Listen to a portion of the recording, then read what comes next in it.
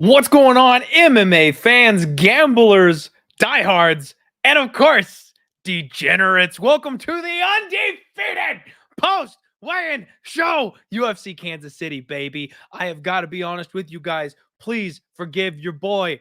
Got a little time crunch today. I got to be quick, but you know, I wasn't going to leave you hanging. We always got to do the Friday undefeated post-weigh-in show, so I'm going to fire through these things. Bear with me. You guys in the chat, especially you guys are the real ones. Love you guys for tuning in here live. And of course, appreciate all of you for tuning in after. I know not everybody can make it live. Okay, I don't have time for this right now. I'm not supposed to curse for the first 5 minutes of the show. That's going to be really tough for me since I need to move along. First fight of the evening, Jocelyn Edwards taking on Lucy Pudilova. Jocelyn Edwards made 136.5. Lucy Pudilova, 136. Jocelyn Edwards, first and foremost, folks, she does the blue hair. And today, on Jillian Robertson Fight Week, she did red for her hair. Blasphemous. Not only is that illegal, but it's a bad sign for her. It's bad juju on Fight Week to swap the color palette from blue to red when the redhead of the century is on the card for that week. So Edwards is already down in my book. On top of that, she missed weight. And not only did she miss weight, folks, she missed by a half a pound. You know what that means? That means she was done. Finito. It's over. Either she couldn't take it anymore or the doctors told her that she wasn't allowed to cut any more weight. She has struggled making 135 pounds in the past, and now she was a half pound away, and instead of going out and taking an extra hour to cut that half pound, she called it a day. She tapped out, she called it quits, and she's losing part of her paycheck because that's how badly she did not want to go back in that sauna. To me, that's a big time fade. That's a big time bet against spot for me. Lucy Pudilova, she gave the skinny flex. You know how these ladies are. No problem for her whatsoever. Very quick, on and off the scale weigh-in. These two size up very well at the ceremonials. No issues whatsoever here. I think I'm going to have to bet Lucy Pudilova. This is a tinfoil hat, undefeated post-weigh-in show read. I've been leaning towards Lucy Pudilova. I made some arguments for maybe Jocelyn Edwards, but you know what? Lucy is on a tear. She's worked her way back to the UFC. She has the takedowns, which is something we know Jocelyn Edwards struggles with. Jocelyn is weak to the body. If Lucy Pudilova invests whatsoever in any type of body attacks, if she mixes in the takedowns, she has so many paths to victory. And especially with that weight miss, I'm going to play Lucy Pudilova. And on top of that, folks, I'm calling for the knockout. Plus 950. Lucy Pudilova by TKO. Next up, Gastelum Bolanos taking on Aaron Phillips. Both guys made 136. Big flex for Gaston. Looked very comfortable and relaxed on the scales. No issues there. Phillips, we haven't seen him in a long time, but he did that skinny shredded thing. He looked good on the scales as well. Gaston much thicker. Phillips much taller. So this was a good offsetting classic face-off here. This is one where I might need to just like take the leap of faith and do something stupid tomorrow, because I can't get Aaron Phillips out of my head for some reason. Gaston is not a guy who I'm overly impressed with. His striking obviously is on point, but his grappling is slim to none. He doesn't know what he is doing on the ground. Aaron Phillips, we know, is well-rounded. Aaron Phillips, we know, knows his way around the mat. On top of that, he's a good, solid counter striker who's measured, who's going to have a height and reach advantage. I think he can kind of pot shot and find his counters here on the feet. And then if they go to the ground, I think he's got a significant advantage here in this spot. I don't mind violence. I don't mind under, and I might even take a stab on Phillips inside the distance.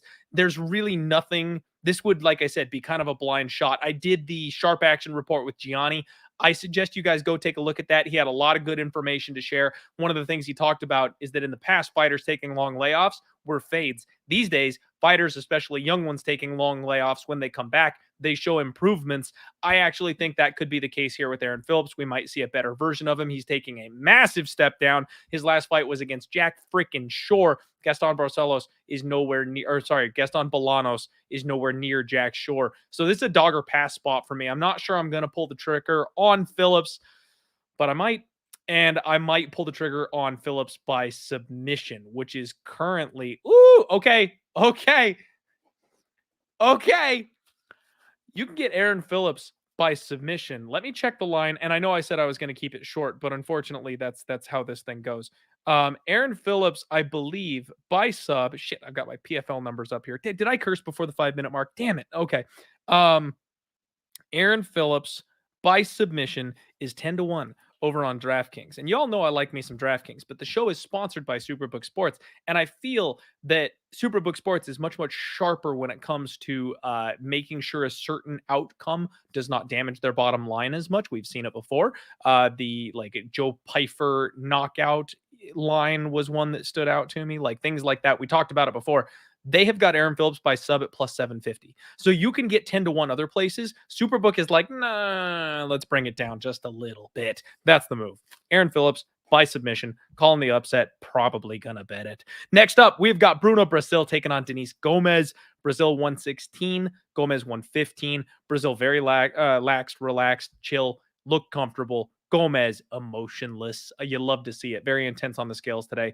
This one we knew Brazil was going to be taller, lankier. Gomez is definitely the shorter, tankier type of fighter. Good face-offs. Hey, I got in on Gomez way earlier in the week. I got plus 180. She's down to plus 130. I still think she's a live dog. I mean, I think this is a massive recency bias spot. Obviously, if you're jumping in at plus 130, you missed the good number, and I'm sorry for that. But I mean, even if this line came out at plus 130 on Monday, I'd still be looking at the dog. I know there's some people out there that like the favorite in this spot. I think Denise Gomez is very live, and I think the recency bias of her getting beaten by Loma is really kind of what's driving this. I think she's just going to keep on coming, getting Bruno Brazil's face, and basically never let up for the entire course of the fight. This is Bruno Brazil's UFC debut. You guys know I love fading contender fighters making their UFC debut. And frankly, I just have not been overly impressed with her, whereas Gomez comes from a great camp training with like Carol Hossa and Jessica Andrade. She reminds me a lot of Andrade, actually, the style with she fights. So I wouldn't be surprised if Gomez beats her up for 15 minutes or even finds her way to like a TKO or a submission. Next up, Lando Vanatta taking on Daniel Zellhuber. Both guys made 156 pounds. Both guys needed the box of shame. I was wondering what was going on with this. The guy that was running the box of shame today, it almost seemed like he just wanted to see some people naked, because I don't think they had that scale on the right setting. Several people got in the box of shame and were immediately like, yeah, duh, we told you we were on weight. Like, I think he had it moved off just ever so slightly and made way too many people get in there that maybe weren't supposed to. Anyway, that's just me thinking. It didn't look right to me. Anyway, Lando did not look happy when they said that he missed, because, you know, they weigh in on like electric scales in the back before they go out to make sure they know if they're going to miss or if they're going to make it. So he was like totally taken off guard by the guy telling him he wasn't at 156 pounds. He looked fine. Zellhuber, big smile on his face. He also looked fine. I mean, Zellhuber's massive, folks. Absolutely massive. He's like a full head taller than Lando Vanatta in this spot. I've been looking at Zellhuber basically all week. I know it's a weird spot. A lot of people don't trust the kid, especially after the Ogden fight. One thing that kind of jumped out to me is that Ogden refused to engage, and Zellhuber likes his counter shots. Vanatta is not going to sit outside and kick his leg and run for 15 minutes. I think he'll find his counter shot opportunities here in this fight. I think Lando's going to bring the fight, and that'll bring the best out of Zellhuber. I do think this is a spot where Zellhuber gets back on track. The age, the height, the reach, the layoff. I like it all. I haven't bet Zellhuber yet. Actually, I only have 2 bets on this entire card so far. I'm probably going to dump a couple right after we get done with this show. So probably going to end up on the Daniel Zellhuber side for me. Jillian Robertson taking on Piera Rodriguez. Both women weighed 116 pounds. Jillian looked jacked. She looked great up there on the scales today. I was worried about her coming down the extra 10 pounds. She didn't look hardly any different from when she weighs in at 125. Quite frankly, her face always gets sucked out like that. She looked fantastic. Piera Rodriguez, she also looked good. Like, just because I've got a bet on Jillian, I can't tell you that she looked bad or anything like that. She was rocking some serious abs, looked great on scale. This is a good face-off, very intense face-off. Jillian's got the size advantage, which thank God for that. She has needed that. I'm so happy she's got that now at this weight class. But Piera Rodriguez is not short on confidence. She got in Jillian's face. Looks like she's ready to go. I bet Jillian Robertson here. Again, I beat a nice little line move here. Minus 115 is what I have got. Robertson's about minus 135 now on Superbook Sports. I still like it. I still think Jillian is the side.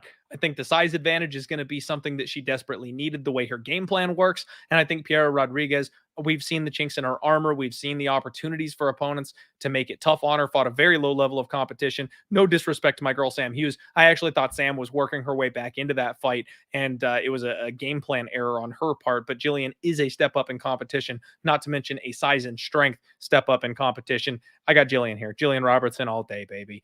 Zach Cummins taking on Ed Short Fuse Herman.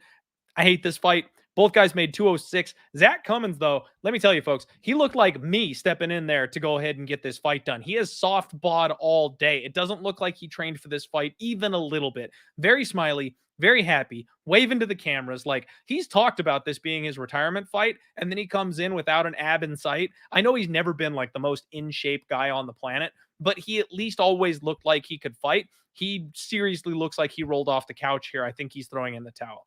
Ed Short Fuse Herman, he's got the power gut on him. You know, this guy is big. Even at 205, he is a large man. Slight wobble on the scale, which always kind of concerns me with, you know, weight cuts and things like that. But I don't think that's going to be a problem here for Ed. It looks like he just lost his balance a little bit. Size advantage obviously goes to Ed Herman. This is not a fight that you should bet. This is not a fight that anybody should bet, but I'd be betting Ed Herman if anything, because if either of these guys wants it, it seems like Ed Herman is the one who wants it. I mean, Zach Cummins is the much smaller man, and he looks like he didn't put in a single day's worth of effort leading up into this fight, whereas Ed Herman has been chomping at the bit to fight in front of a live crowd. Like, that's the reason we haven't seen him so long. It's not because he's been injured. It's not because he retired early. It's because during COVID, he didn't want to fight in the apex. He wants the roar of the crowd. So, like, yeah, I'd be taking a roll of the dice on the underdog here if I was going to bet him. But please, like, seriously, this is probably not a fight anybody should have any money on. Matheus Nicolau taking on Brandon Royval. Both guys made 126 pounds. Nicolau missed on the first attempt at 127. And see, this is the one that's got me like scratching my head here just a little bit, because I'm not sure if it was a mistake or if he's cheating Daniel Cormier style, because they gave him the box of shame. And usually they make you put your hands up when you get in the box of shame so they can tell you're not, like, you know, doing the old towel trick like DC did. They didn't make Nicolau do the hands up thing, and he made 126. No problem with the box on him. So extremely suspect. Either the guy didn't set the scale correctly, or Nicolau grabbed like the little reinforcement bars in there to take a pound off of himself while he was in the box and nobody caught him doing it. Very suspect. Anyway, Brandon Royval, shredded, big smile and flex. He's feeling himself. He's always confident. You love to see it. Abs popping for days. Royval is a decent bit larger than Nicolau. Now, he's always like the skinnier, lankier fighter here, so I expected him to have like a slight height advantage. He's much taller than I expected him to be in this spot, which for me is definitely a positive part of this handicap, because I've been looking at betting my guy Royval essentially all week and have just not found my way to the trigger. This is one of those head over heart type of situations. I'm a fan. I want to see him win. He's my dark horse. Like, I got to make sure that it's not just my love for this fighter making me want to put money on him, and it's actually a guy who I think should probably win the fight or has value at the number. And I think I've come to the conclusion that that's the case. I think I'm going to go ahead and bet Brandon Royval here on Saturday. I do think the line is a little bit wide. I think violence makes a ton of sense. The fact that so much money is poured in here on this under 2.5 definitely makes me think that that favors Brandon Royval in a gunfight. He's probably the one that you want. And if this fight is going to be one where both guys go for broke, flip that coin at plus 170 rather than flipping it at minus 195. That's kind of how I feel about it. I like Royval. Let's go raw dog. And I wouldn't even mind a little sprinkle here on the knockout prop, because the two ways that Nicolau has ever lost in his professional career, they've both been by knockout. Now, I know Royval is not a guy who's been knocking people out. He's been mostly a submission guy. But when you've got somebody who's got maybe a suspect chin, spinning elbow all day, baby. I do think there's an opportunity for Brandon Royval to come out here, level up. He's training at Factory X. You know that striking is going to be getting better. I don't mind him inside the distance. If you want to play it a little bit safer, it's probably around plus 300, plus 350, something like that.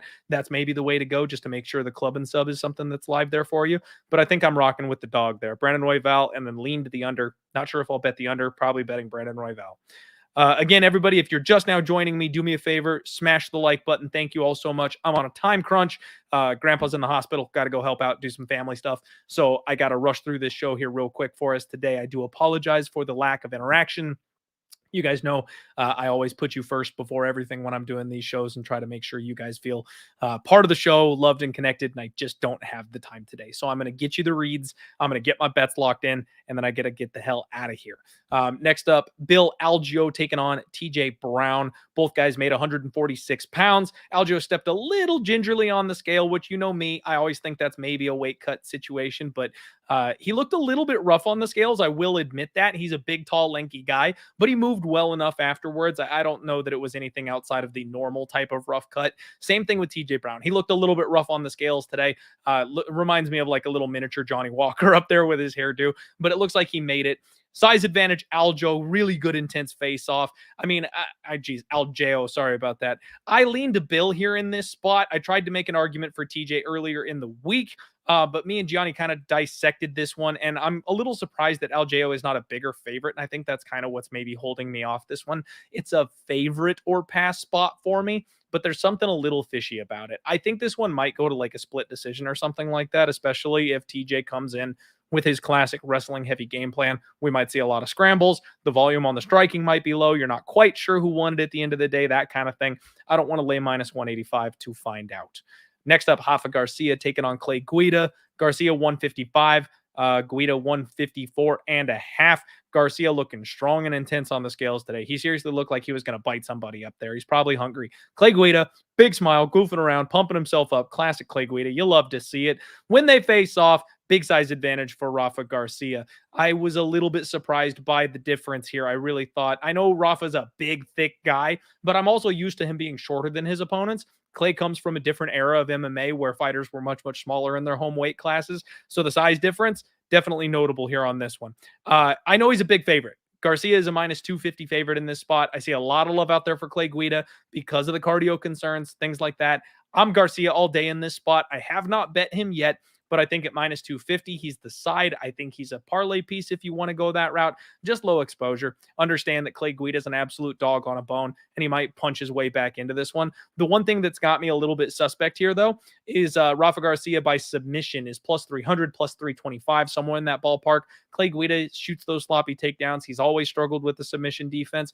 I thought, though, because Garcia doesn't have very many subs in the UFC at this level, we'd get a better number. They're wise to it. So we're not going to get a sexy number. That's disappointing. And it's unfortunate because I think I wanted to play Garcia by sub, but at plus 300, I'm probably just going to let it go at this point. Lean Garcia, nothing surprising there. I'm mostly favored or pass on a lot of these spots this card, unfortunately, but a lot of them are suspect enough that I pass.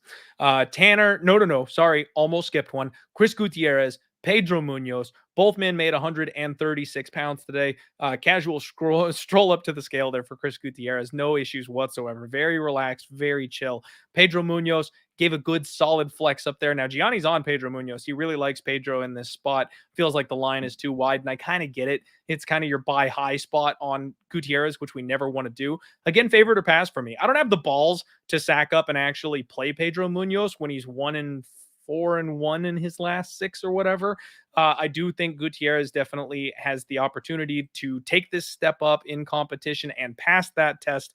I'm not putting my money on it. I'm not ballsy enough to go ahead and take that plunge at this minus 200. Worked out not betting Adrian Yanez last week. Same issue I had with Yanez last week is, maybe a little too much too soon, but it was. So we dodged a bullet there. Tanner Boser, I own Cutelaba. Boser made 203, which was weird coming in from heavyweight, down an extra 2 pounds. Cutelaba 206. Cutelaba looked absolutely jacked. He looks like a Greek god up there. Tanner Boser, frame looks great, not too sucked out. These guys actually size up really well. You got the classic Cutelaba screaming at his opponent. You love to see it.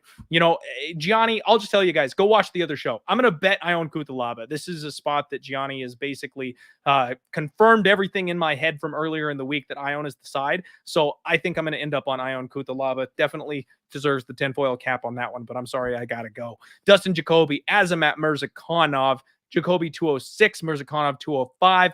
Jacoby looked thick and strong on the scales today. He's got a massive size advantage, and I mean massive. But something's funky here because the line continues to drop. Like, Jacoby should be a minus 250 favorite. He should just be a massive favorite in this spot. He's bigger, he's longer, he's got the experience, and the line is crashing. Now you've got Murzakanov down to plus 135. It makes no sense. And Gianni was talking to me about Nick Kalikas, one of the other guys from UFC's On the Line. Love Nick. Shout out to that guy. He told Gianni that that's the side. It doesn't make sense to me. Something's wrong here. I don't know if somebody's got info about an injury or some shit, but this does not make sense. So I'm going to pass. I am picking Dustin Jacoby, but be careful because this buy low line, the fact that it's crashing with everybody on Jacoby, it seems trappy to me. It seems very, very trappy to me. Co-main event.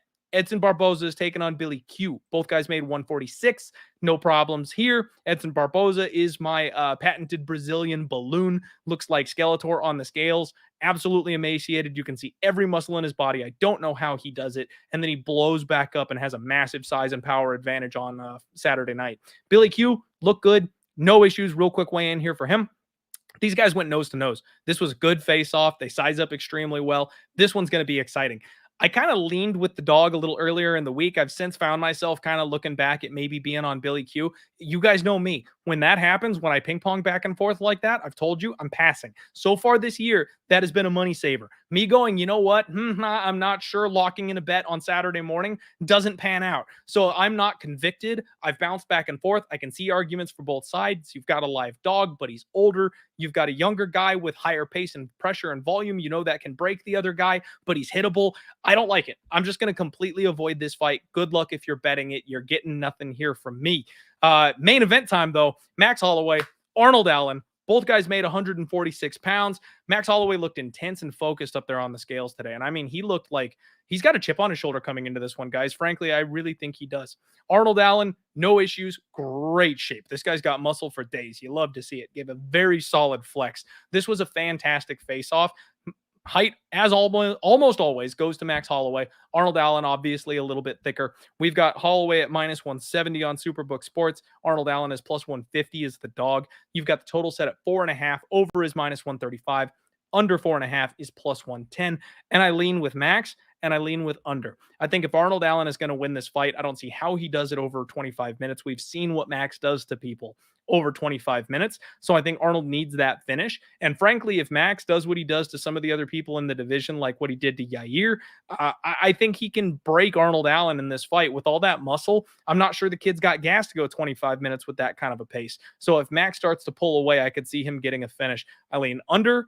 I lean Holloway. I'm probably going to add Holloway, especially at minus 170. I think that's a fair price. In fact, it's much, much lower than we normally get on Max. So I'm probably going to end up laying the chalk on the favorite side of things. Folks, thank you all so much for being here. D, my guy, I definitely appreciate it. Nunya asking about PFL. I'm glad you mentioned that, Nunya. Thank you so much. I'm on two sides on PFL.